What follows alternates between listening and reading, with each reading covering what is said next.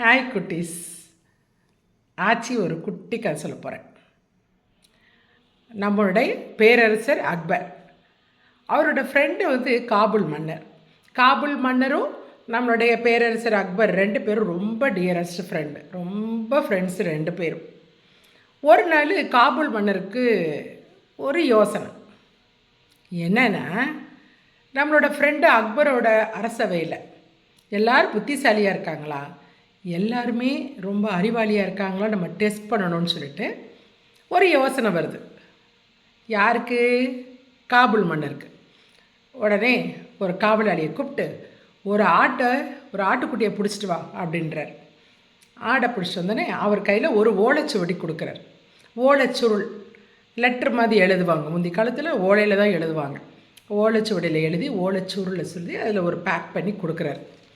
இதை கொண்டு போய் நீ அக்பர்கிட்ட கொடு அப்படின்னு சொல்லிட்டு அந்த காவலாளியும் ஆட்டையும் கூட்டிக்கிட்டு ஓலைச்சுவடியும் கையில் வச்சுக்கிட்டு நேராக அக்பர்கிட்ட அரண்மனைக்கு வர்றார். அக்பர்கிட்ட கொடுத்தோன்னா அக்பர் என்ன ஆட்டுக்குட்டியோடு வந்திருக்காருன்னு சொல்லிட்டு அந்த ஓலையை வாங்கி படிக்கிறார். அதில் என்ன எழுதியிருக்குன்னா, இந்த ஆட்டுக்கு காலையிலையும் சாயந்தரம் காலை மாலை 2 வேளையும் வயிறு ஃபுல்லாக சாப்பாடு கொடுக்கணும், வயிறு முட்டை சாப்பாடு கொடுக்கணும். ஆனால் இந்த ஆடு குண்டாகவே ஆகக்கூடாது, ஒல்லியாக இருக்கணும் அப்படின்னு எழுதியிருக்கு. நான் 1 மாதம் கழித்து நான் வருவேன், இந்த ஆடு ஒல்லியாக இருக்கணும், ஆனால் காலையிலையும் சாயந்தரம் வயிறு ஃபுல்லாக சாப்பாடு கொடுக்கணும் அப்படின்னு அந்த லெட்டரை எழுதியிருக்கு. ராஜா அக்பருக்கு என்னடா அது வித்தியாசமாக இருக்கேன்னு சொல்லிட்டு அரசவைக்கு வரார். அந்த ஓலைச்சுவடியை படித்து காமிக்கிறார். உடனே எல்லாரும் முழிக்கிறாங்க, எப்படி அது பண்ண முடியும்? காலையிலையும் சாயந்தரம் வயிறு ஃபுல்லாக சாப்பாடு கொடுத்துட்டு அது குண்டு குண்டு குண்டு குண்டு யானைக்குட்டி மாதிரினே ஆகும் அப்படின்னு பார்க்குறாங்க. அப்போ டக்குன்னு பீர்பால் எழுந்திருக்கிறார்.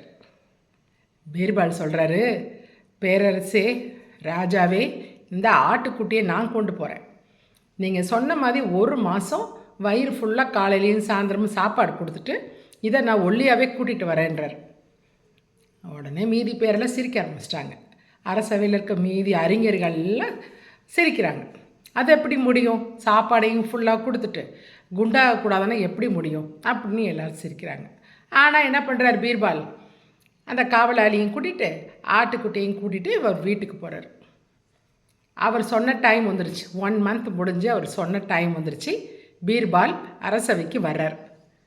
அப்போ ராஜா கேட்குறாரு, பீர்பால் என்னாச்சு, ஆட்டுக்குட்டி எப்படி இருக்குது, ஆட்டுக்குட்டி நீ கூட்டிகிட்டு வந்தியா, ஆடை கூட்டிட்டு வந்தியான்னு கேட்குறாரு அக்பர். இதோ வர்றேன் அப்படின்னு சொல்லிட்டு பீர்பால் எந்திரிச்சு போய் வெளியே இருந்து ஆட்டுக்குட்டியை பிடிச்சிட்டு வர்றாரு உள்ளே. அது பார்த்தா வத்தலும் தொத்தலுமா உள்ளே இருக்குது. உனக்கு என்ன இது இப்படி இருக்குது அப்படின்ட்டு காவலாளி தானே சாப்பாடு போடுறாரு. இல்லை ராஜா, நான் காலையிலையும் சாயந்தரம் ஃபுல்லாக சாப்பாடு போடுறேன் அப்படின்னு. அப்புறம் எப்படி பீர்பால் இது ஒல்லியாக இருக்குது, எனக்கு ஒன்றுமே புரியலையே, நீ என்ன பண்ண அப்படின்னு கேட்குறாரு அக்பர். அதெல்லாம் ஒன்றும் இல்லை ராஜா, காலையிலையும் சாயந்தரமும் காவலாளி வயிறு ஃபுல்லாக சாப்பாடு கொடுப்பார்.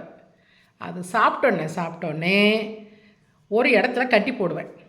அங்கே ஒரு பெரிய நரி இருக்கும், அந்த நரிக்கு முன்னாடி இதை கட்டி போட்டுருவேன். இதுக்கு என்னென்னா, அச்சச்சோ நரி நம்ம கொன்றுமோ, நம்மளை சாப்பிட்ருமோ அப்படின்னு இது பயத்திலேயே இருந்து அந்த சாப்பிட்ட சாப்பாடெல்லாம் அதுக்கு செமிச்சு போகுது. பயத்தில் அது செமிச்சு போயிடுது, அதனால் இது குண்டாவே ஆகலை. ஐடியா பார்த்தீங்களா? பயம் பாரு மனுஷனுக்கு எப்படி பாருங்கள். அதே மாதிரி தான் மனுஷனும், நமக்கு ஏதாவது ஒரு மனக்கவலையோ இல்லை ஏதாவது இருந்தால் கூட பாருங்களேன், நமக்கு அப்படியே நம்ம உடம்பே ஹெல்த்தே போயிடும். அந்த ட்ரிக் அதை யூஸ் பண்ணியிருக்கிறாரு.